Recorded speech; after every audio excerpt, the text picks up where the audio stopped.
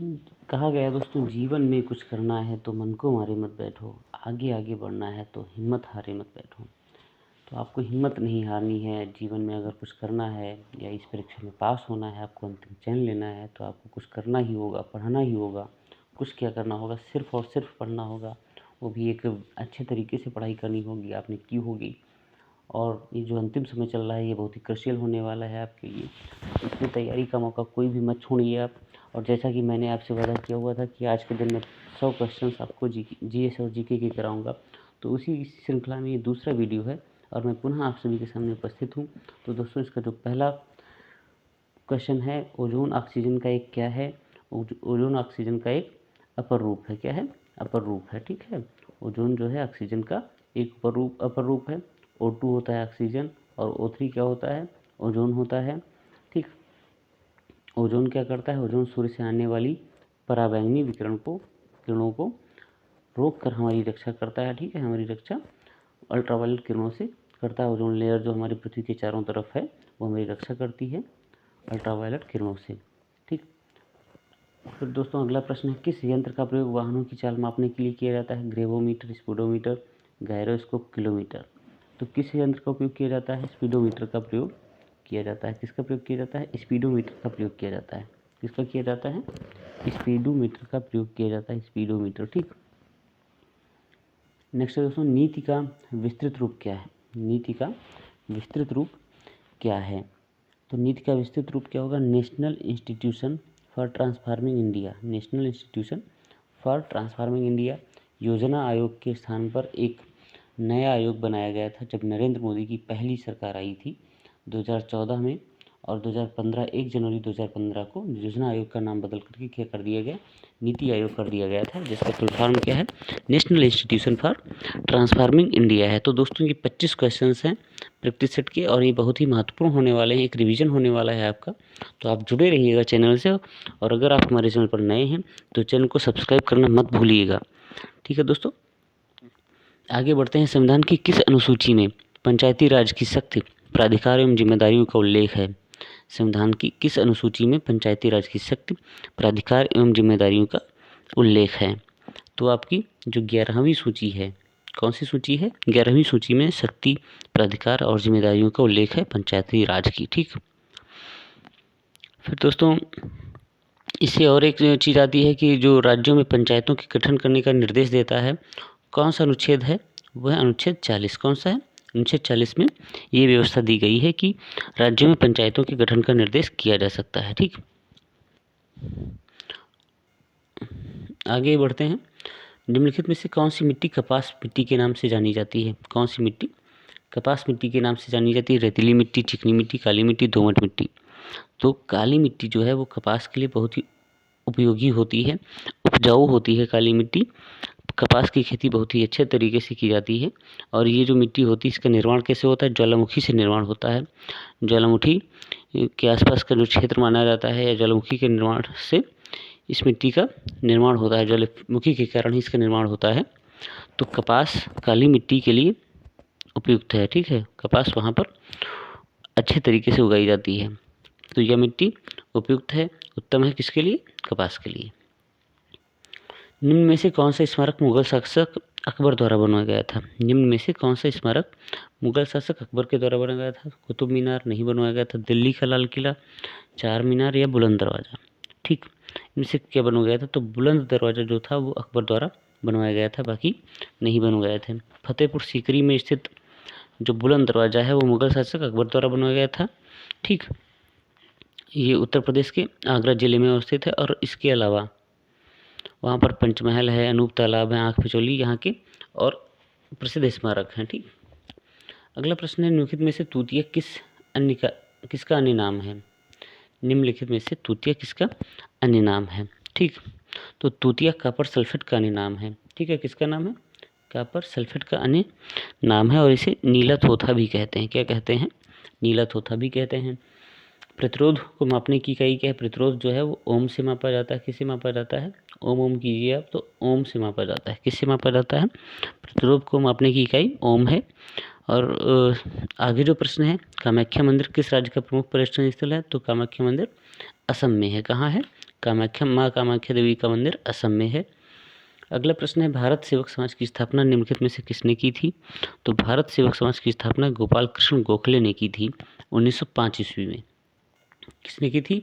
गोपाल कृष्ण गोखले ने की थी, और इन्हें गांधी जी का राजनीतिक गुरु भी कहा जाता है। किसे? गोपाल कृष्ण गोखले को। ठीक, तो ये 1905 में गोपाल कृष्ण गोखले ने भारत सेवक समाज की स्थापना की थी। फिर दोस्तों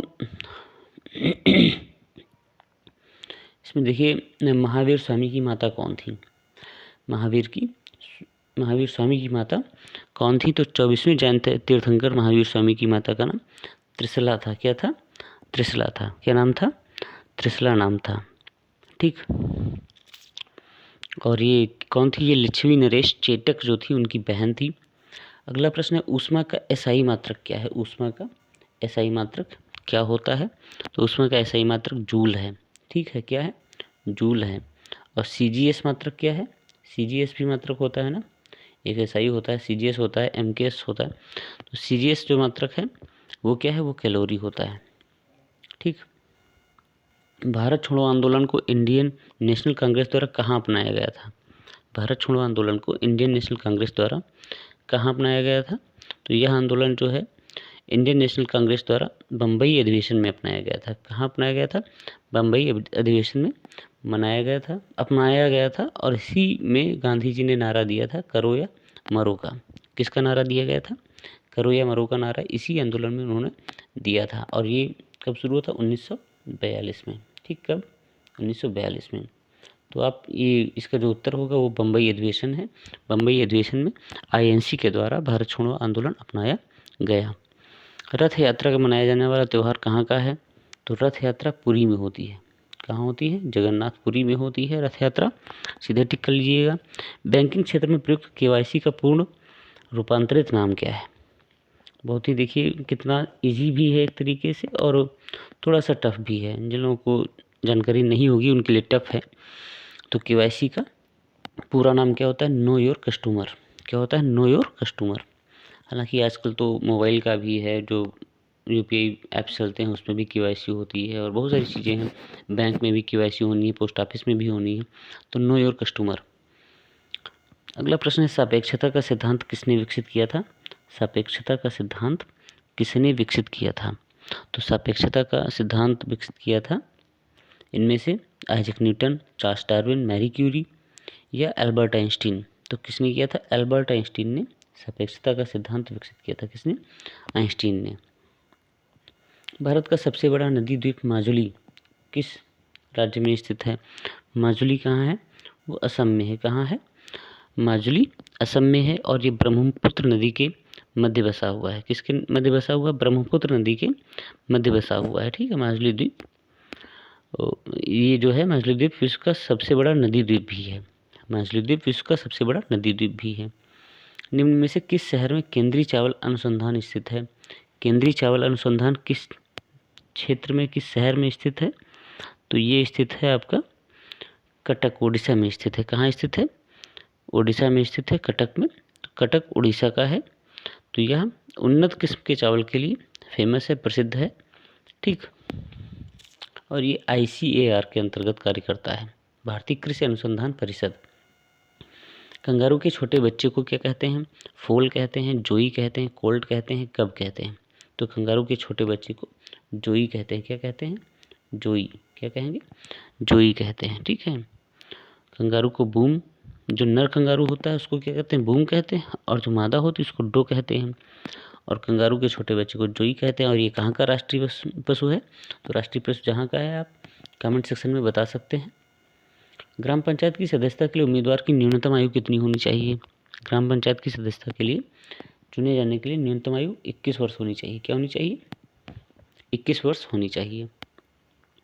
मार्स गैस कौन सी है इसमें से? तो मार्स गैस किसे कहते हैं? मीथेन को मार्स गैस कहा जाता है। मीथेन को मार्स गैस कहा जाता है। CH4, मीथेन का फार्मूला क्या होता है? CH4 होता है।